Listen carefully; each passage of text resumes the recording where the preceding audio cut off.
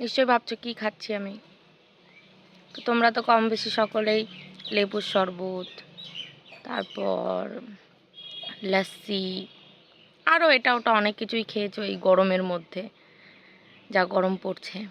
তো তোমরা কি কেউ শুকনো কুলের শরবত খেয়েছো?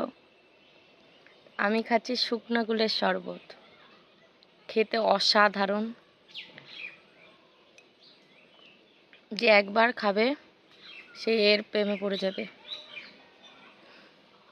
কারোর যদি রেসিপি চাই তো অবশ্যই আমাকে কমেন্ট করো, আমি বলে দেবো কীভাবে বানাতে হয় এটাকে। অসাধারণ খেতে, মনে হয় খেয়েই যাই, মন ভরে না, এত টেস্টি খেতে।